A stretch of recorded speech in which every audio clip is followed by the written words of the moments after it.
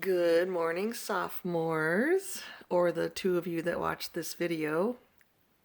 It would be nice if everybody did. Um, all right, so some of you are doing fantastic work for me. I love it. Your grades are great. Way to go. The rest of you need to get into a routine before it's too late. Your grades are zoom. And Mrs. Rusk has said that your grades do matter, and I'm making it as easy as I can. So it's all on you to reach out and ask questions if you have them. All right. So last week you were supposed to read chapters 8 through 13. I'm just going to go over some of the highlights from that. This, for some reason, there's not a lot of vocab words this week. I think 8. So there's no reason to not get 100% on that score.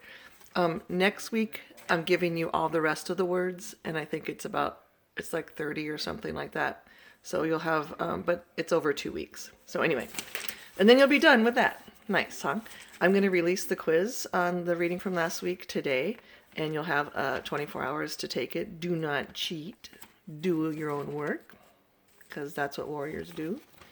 All right, so kids are getting older, and again, Scout is narrating this, so she's a little kid, so it's interesting to get her vantage point. There's a rare snowfall in chapter 8, and it's kind of fun because they decide to make a snowman. They have to use mud too because there's not a lot of snow, and they make it to look like Mr. Avery, a guy that lives down the street. And Atticus thinks that's pretty funny because you really can tell who it's supposed to be.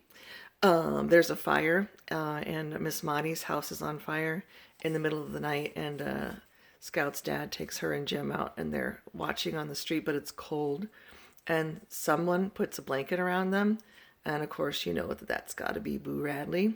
So you have some characterization of him. Supposedly he's this vicious, horrible killer, but he is not such a bad person after all. I mean, he's left them gifts in the tree, and now he's mysteriously covered up the kids with a blanket. They didn't even know it was him because of the fire and all that was going on. Chapter 9. Scout is a bully. She likes to beat people up. She punches Cecil Jacobs. People are starting to call her dad an N lover, the N-word lover, because he's representing a guy named Tom Robinson who has been falsely accused of rape, and he's a black man, so that's poo-pooed. In fact, her aunt Alexandra does not approve of Atticus taking this case, but Atticus knows it's the right thing to do. Given that this is in the Deep South a long time ago, the odds of him getting cleared of these charges are pretty slim, but it's the right thing to do. But Scout doesn't understand what's happening. She just knows people are calling her dad names, and so she beats the crap out of them when she can. And then Alexandra, they go to her house for Christmas, and she gets into a scuffle with her cousin Frances for the same reasons that she's getting into fights with kids at school. They're making fun of her dad for what he's doing, and her uncle kind of gets mad at her about all this stuff too, about being violent and beating people up, and trying to teach her that there's better ways to handle things like that. Chapter 10 starts out by talking about how Jem and Scout are sad because their dad's pretty old.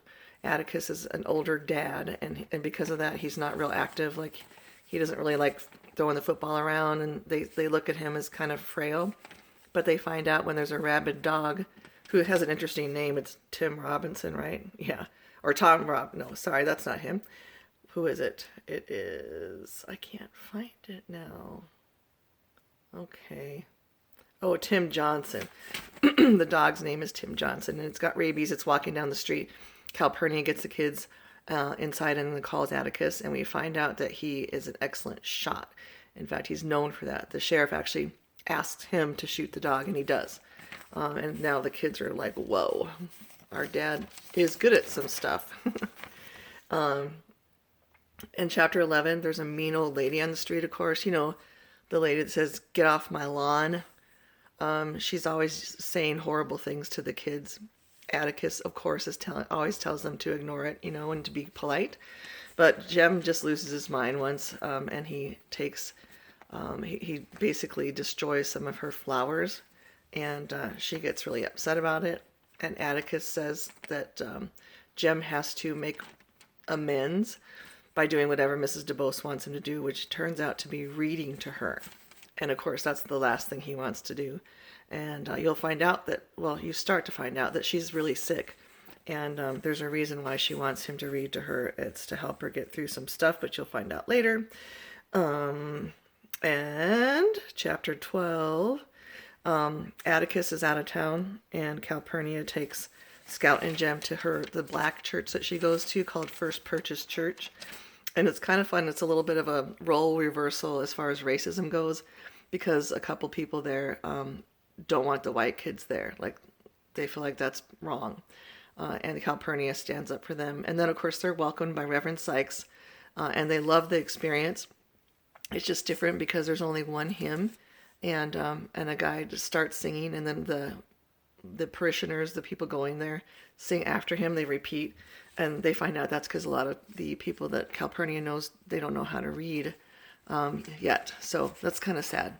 I know you might not like reading, but at least you know how to read, hopefully.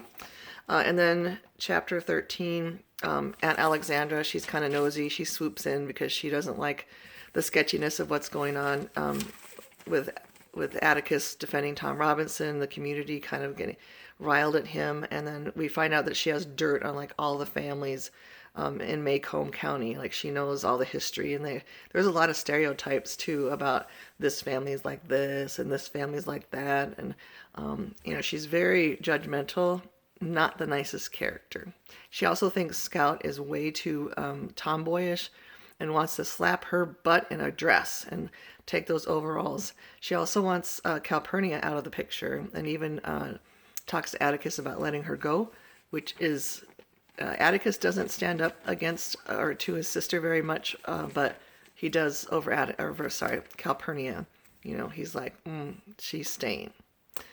And I guess that's it for the highlights. So I hope you're keeping up with your reading. Don't wait till the last minute, and finish strong. You guys need to, continue to turn things in. I miss you, and I wish I could say I'm seeing you soon, but at least summer's on the way. All right, guys, take care. Bye.